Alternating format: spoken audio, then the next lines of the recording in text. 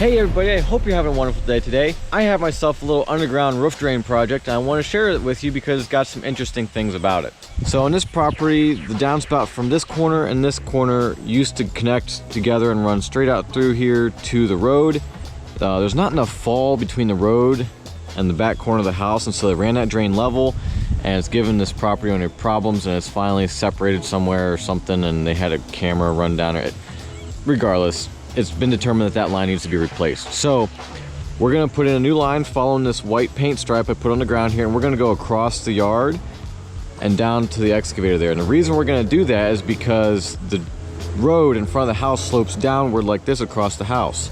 So the farther that way that I put the pipe in, the farther down I can get that end of the pipe, which means I can have more slope from this corner all the way down to the discharge point at the road. We actually have about 130 feet of run here. The math works out that we're able to put in right around a 2% slope from the top side to the bottom side. So that'll keep this pipe flowing well and washing out good, and there won't be any water sitting in it. It won't be freezing, none of that. Normally this wouldn't be that exciting of a job. It's dig a trench to grade, throw the pipe in, cover back up, that kind of thing. But we have a little bit of a challenge down here towards the road. In order to get far enough down the road here, we have to go under this sidewalk. Tearing up sidewalk is super costly. It's never the same because the concrete never matches, and it's just a whole process that's really preferable to avoid.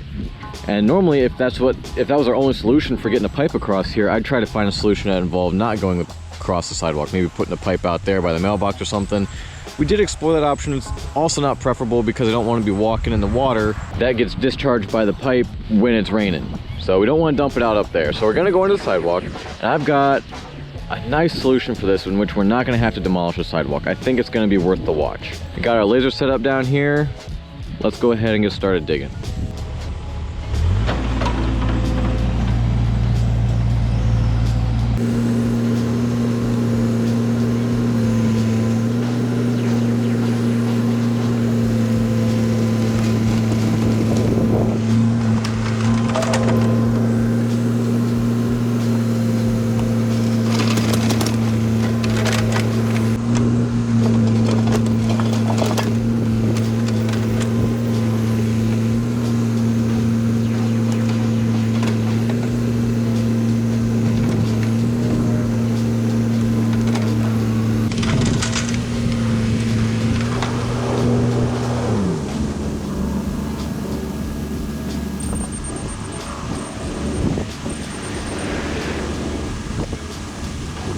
I set up a laser receiver on the boom so that way now I can see how deep I am without having to get out of the machine and check with a grade rod.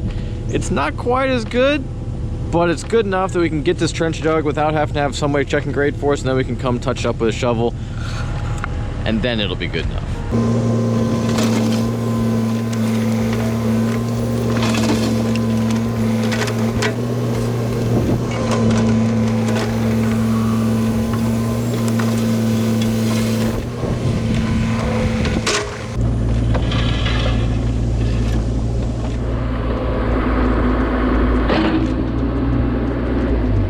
Looks like we found some buried Romex here. This stuff is not approved for burials, probably put in by a homeowner at some point, and I'm guessing it either supplied power to landscape lighting or something like that out here.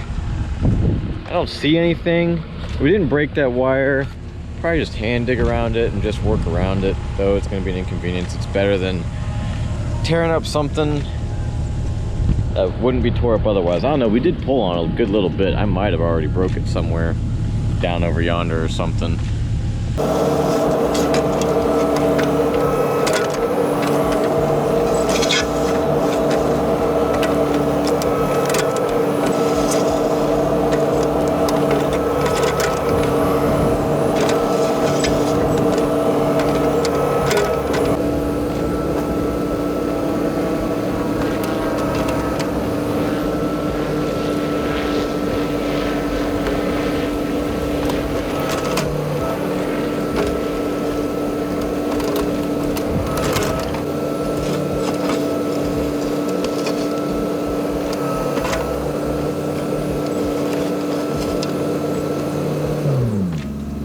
Alrighty, we're digging on the other side of the sidewalk now, and the struggle we have is that we have the gas line right here.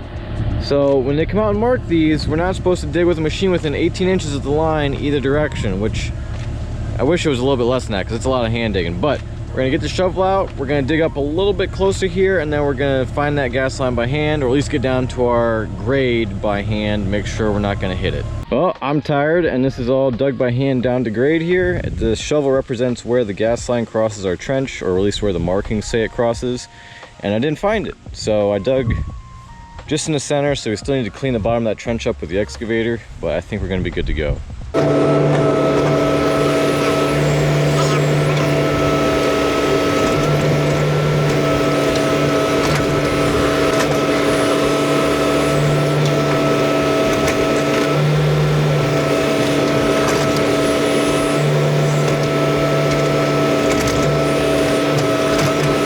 Well, I got all the digging done, and I've even put the pipe up around the downspouts, and so now we're coming back down. I'm actually laying the pipe backwards, but it's not important in pipe this small. So now it's time to put pipe under the sidewalk. So this tool right here is going to be our secret sauce for this. This is a big Makita angle drill with 36 volt, two 18 volt batteries there, and we've got a 4-inch earth auger on it.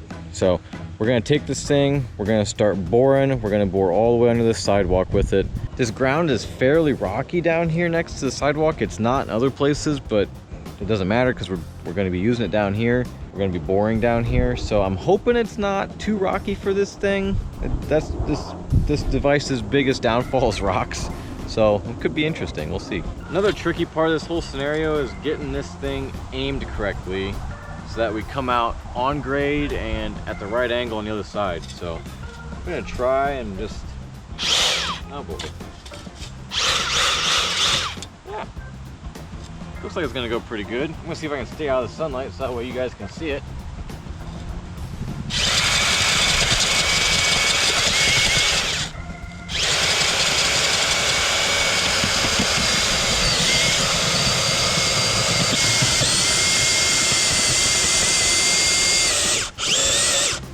Uh-oh, should have backed it out earlier.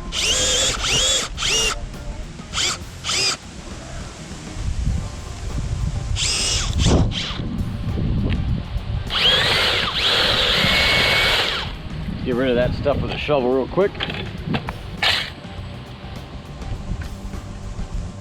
This is only a 4-inch auger, but it just warbles around in there so much that in my previous experiences, it drills a hole just big enough to fit a 4-inch pipe through. And if you're not familiar, 4-inch pipe is measured by the inside diameter. So it's actually bigger than 4 inches on the outside because the inside is 4 inches, and there's a little bit of thickness to the wall.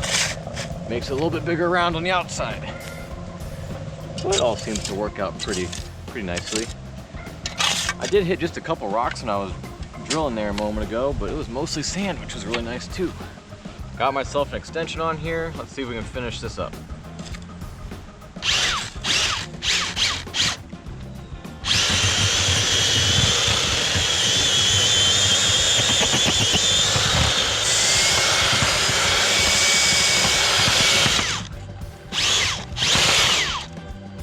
We're drilling from over there. I'm gonna see if I can put you down on this side so you can see it coming through. There, that'll work.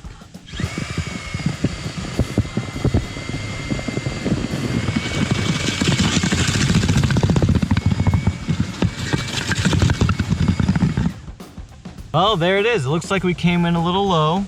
Not the end of the world. This needs to be the low end anyway because the water needs to drain this way, so I'll be able to make that all work out just fine. Let's see if this pipe fights this coming through the hole now.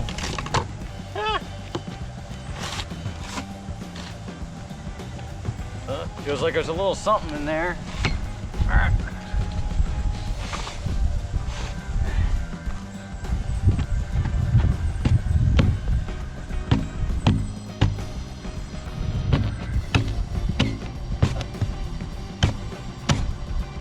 Just a little bit of friction, which is actually just what we want. It means it's not going through a bunch of void space that'll collapse and eventually cause a problem for the sidewalk. So that's perfect. Excellent. All right, now the trick is we gotta glue these pipes up, which means we're gonna have to move this one back and forth while gluing it. It's gonna be a mess. Let me go ahead and glue the far end, and then we'll see what we can do about this one.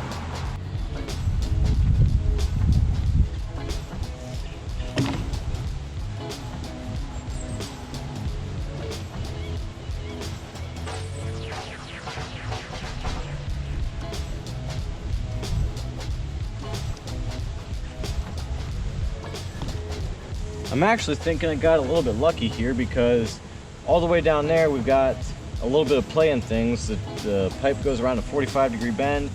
So since I haven't backfilled yet, I can push it down like that, glue this up, and then push it together. I think that'll be about the best case scenario. I guess the only real downside is once I push it together, I won't be able to rotate anything, so it's just gonna be a push together. And you're supposed to give these joints like a quarter turn or something after they're pushed, but don't think we're gonna be able to do that. In fact, I know we're not gonna be able to do that. Use plenty of glue and I'll just be happy we can get this pushed all the way together. I think that's it. Okay, it wasn't it. It went a little bit further, but it's definitely in there now. No doubt about it. Excellent. Now just gotta stick a couple more pipes on there and start backfilling. Let's double check and make sure we maintain our slope here real quick. And looky there. Don't know if you guys can see that, but the bubble's on the high side, so we are good to go. Excellent.